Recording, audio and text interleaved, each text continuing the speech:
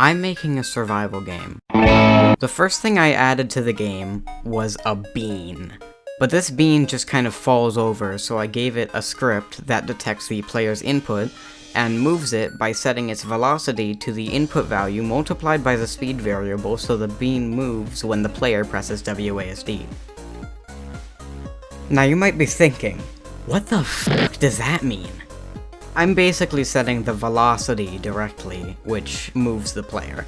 But this isn't a very realistic way of moving the player, because it doesn't account for the object's mass. Instead, I added a force based on the direction the player is facing.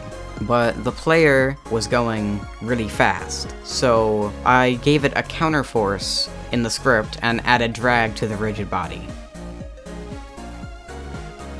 Then I made it so the player could jump by pressing space, but because of the drag, the player fell at a very unrealistic speed.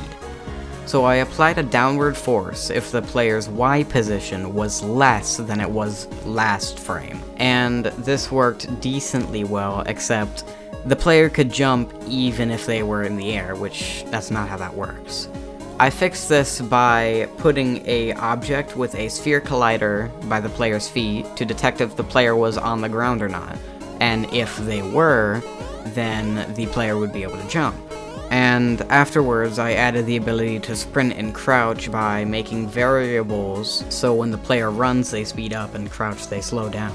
I also made it to where when they crouch they actually shrink, because I don't have a player model so I can't really make it to where they actually crouch. Then, I was finally done with the player movement. I started learning how to make baked lighting in rooms that I made with ProBuilder, and so far I had added a little box with a glowing cube.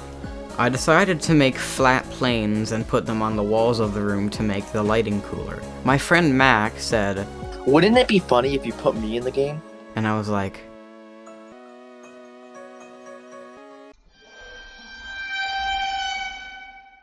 I'm actually pretty proud of the progress I've made so far, so make sure to subscribe so you don't miss any further updates.